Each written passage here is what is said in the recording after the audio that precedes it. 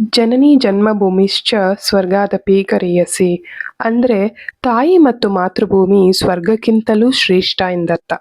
ನಾವಿರೋ ಈ ಭೂಮಿಯನ್ನು ಸ್ವಚ್ಛವಾಗಿ ಇಟ್ಕೊಳ್ಬೇಕಾಗಿರೋದು ನಮ್ಮೆಲ್ಲರ ಹೊಣೆ ಅಲ್ವಾ? ಇದಕ್ಕೆ ಡೈಲಿ ಲೈಫ್ನಲ್ಲಿ ಮಾಡೋ ಸಣ್ಣ ಪುಟ್ಟ ಅಭ್ಯಾಸಗಳೇ ಸಾಕು. ಬಿಗ್ ಚೇಂಜಸ್ ಅಂತ ಏನು ಬೇಡ. One small eco friendly habit a day makes a huge difference for our health, planet and all our future. ನಮಸ್ಕಾರ ಎಲ್ರಿಗೂ. ಆಹಾರ ವಿಹಾರ ಆಚಾರ ವಿಚಾರ ಯೂಟ್ಯೂಬ್ ಚಾನೆಲ್ಗೆ ಸ್ವಾಗತ. ಇವತ್ತು ನಾನು ನನ್ನ ಡೈಲಿ ಲೈಫ್ನಲ್ಲಿ ಫಾಲೋ ಮಾಡೋ 5 ಸಿಂಪಲ್ ಸಸ್ಟೈನಬಲ್ ಹ್ಯಾಬಿಟ್ಸ್ನ ನಿಮ್ಮ ಜೊತೆ ಶೇರ್ ಮಾಡ್ತಾ ಇದ್ದೀನಿ. ಇದು ತುಂಬ ಈಸಿ, ಪ್ರಾಕ್ಟಿಕಲ್ ಆ್ಯಂಡ್ ನೀವು ಕೂಡ ಇವತ್ತಿಂದ ಸ್ಟಾರ್ಟ್ ಮಾಡ್ಬೋದು. ಯೂಶುವಲ್ ಆಗಿ ನಾವು ಆಚೆ ಊಟ ತಿನ್ನೋದು ಸ್ವಲ್ಪ ಕಡಿಮೆನೆ. ಆದರೂ ಕೆಲವೊಂದು ಸರಿ ಅನಿವಾರ್ಯ ಇದ್ದಾಗ ಆಚೆಯಿಂದ ಊಟ ಪಾರ್ಸಲ್ ತರಬೇಕಾದಾಗ ಮನೆಯಲ್ಲೇ ಆಲ್ರೆಡಿ ಇರುವ ಸ್ಟೀಲ್ ಕಂಟೈನರ್ಸ್ನ ಕ್ಯಾರಿ ಮಾಡ್ತೀನಿ. ಇದು ಎಷ್ಟು ಸಿಂಪಲ್ ಅನ್ಸಿದ್ರೂ ತುಂಬ ದೊಡ್ಡ ಪರಿಣಾಮನೇ ಬೀರುತ್ತೆ. ಸ್ಟೀಲ್ ಕಂಟೈನರ್ಸ್ನ ಕ್ಯಾರಿ ಮಾಡಿದ್ರಿಂದ ನನಗೆ ಪಾರ್ಸಲ್ ಚಾರ್ಜ್ ಸೇವ್ ಆಯಿತು. Small saving but good feeling. ಆದರೆ ಇಲ್ಲಿ ದುಡ್ಡಿಗಿಂತ ಹೆಲ್ತ್ ಪಾರ್ಟೇ ಇಂಪಾರ್ಟೆಂಟ್. ಬಿಸಿ ಊಟನ ಪ್ಲಾಸ್ಟಿಕ್ ಕಂಟೈನರ್ಸ್ ಅಲ್ಲಿ ಹಾಕಿ ಮೈಕ್ರೋ ಪ್ಲಾಸ್ಟಿಕ್ಸ್ ಫುಡ್ ಅಲ್ಲಿ ರೀಚ್ ಆಗಿ hormone issues, long term health risks ಎಲ್ಲ ಆಗ್ತಿದೆ. ಮತ್ತೆ most of the plastic boxes single ಯೂಸ್ಗೆ ಅಂತಾನೆ ಮಾಡಿರ್ತಾರೆ. ಅದನ್ನ ನಾವು ಮತ್ತೆ ಮನೆಗೆ ತಂದು ರಿಯೂಸ್ ಮಾಡೋದ್ರಿಂದ ಹೆಲ್ತ್ಗೂ ಒಳ್ಳೇದಲ್ಲ, ಹಾಗೆ ಎಕ್ಸ್ಟ್ರಾ ವೇಸ್ಟ್ ಜನರೇಟ್ ಆಗುತ್ತೆ. ಅದರಿಂದ ಪಾರ್ಸಲ್ಗೆ ಸ್ಟೀಲ್ ಬಾಕ್ಸಸ್ನ ಕ್ಯಾರಿ ಮಾಡೋದು ಗುಡ್ ಐಡಿಯಾ.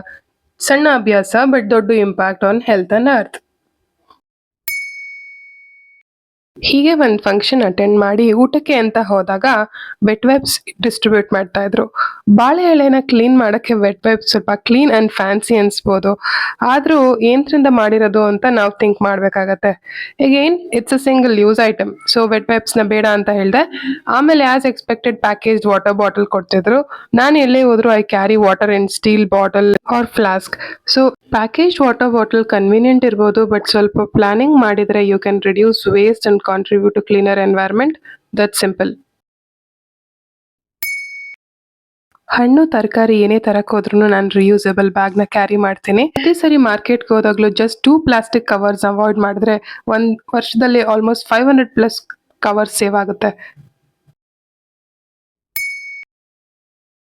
ಎಳ್ನೀರು ಕುಡಿಬೇಕು ಅನಿಸ್ದಾಗ ನಾನು ಯೂಶಲಿ ಸ್ಟ್ರಾ ಇಲ್ದಲೇ ಕುಡಿತೀನಿ, or I use my own steel straw. ನನ್ನ ಬ್ಯಾಗಲ್ಲಿ ಆಲ್ವೇಸ್ ಇರುತ್ತೆ.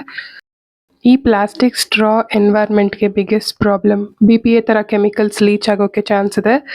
ನಾನು ಇನ್ನೊಂದೇನು ಅಬ್ಸರ್ವ್ ಮಾಡಿರೋದಂದ್ರೆ ತುಂಬ ಕಡೆ ಕೊಕೊನಟ್ ಶೆಲ್ಸ್ ಮತ್ತು ಸ್ಟ್ರಾ ಒಟ್ಟಿಗೆ ಡಂಪ್ ಮಾಡ್ತಿರ್ತಾರೆ. There is no segregation. So best option straw use ಮಾಡದೇ ಇರೋದು or using eco friendly straw. Last but not the least, waste segregation.